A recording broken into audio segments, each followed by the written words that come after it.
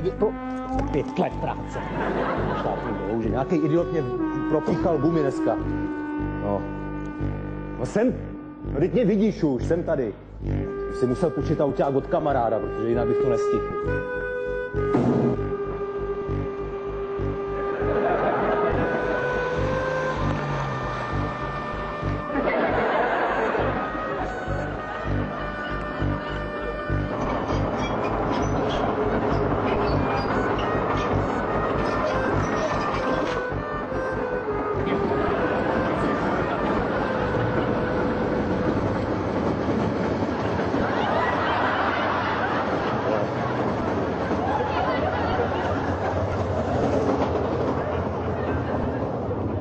Ty idiot, viděl jsi, co udělal?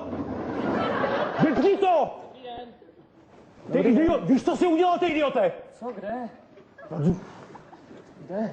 To tam... Dobrý den. Halo, já vás vůbec neslyším. Pojď sem, ty debile! Není slyšet tady cestou vůbec. Co se stalo? Slyš, a mě nevidíš, ty vole, ty... Ukažte. No do kelu. Tak já jsem si hned říkal, že to nějak drclo. Ježišmarja. Co tady... Jsem si hned říkal, že to drclo. Tak tohle je průser. To mě strašně mrzí, já se vám hrozně omlouvám. Fakt se vám hrozně omlouvám, ale... Za co se mi chceš omluvit? To je už třetí tenhle měsíc, to mi nikdo neuvěří. Tady nemáte co dělat, to je povodňová zóna, vy tady nemáte co autem co dělat. Jak to? Tady se točí. To, že se tady točí, ale my tady vytočíme tady těžkou techniku. Hej! Prosím vás, počkejte.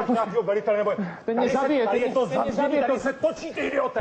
Tady máme v těch vašich kasárnách, nebo já nevím, co tam je, maskér, kostýmér, a to nevíš? Tady se točí těžká technika, to 55 se nedá jinak otočit, to jde jenom dopředu, dozadu. Dívej si na to letíš, ty to nemáš, ty debile! To trhá, to mě zabije, chlapíci mě budou smát, to je hrozný. Prosím vás.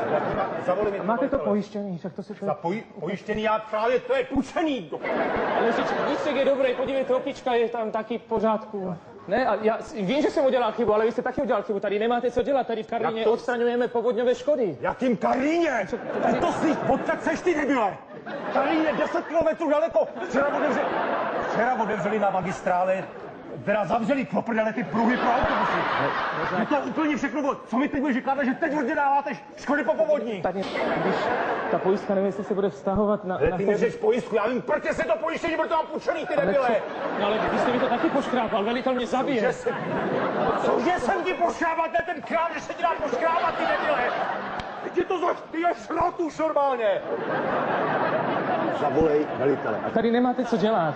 Kdy natáčíme, vám neřekli, že my tady točíme normálně. Já jsem si hned říkal, že vy jste ten herec. Nerozčilujte se, mě to opravdu brzy. Nezlobte se. Co s tím má? Prosím vás. Říkám, zavolej mi velitele. Jinak to bude, teďka mi je to trošku směšné, mě nikdo neuvěří, že jsem tady tomu hercovi, vy jste ten pan Roden, že jo? Že se mi zajel v tankem autě. Podepíšete se mi, prosím vás. Prosím vás, podepište se mi tady na tank, ne, prosím vás, pojďte sem. Tady je.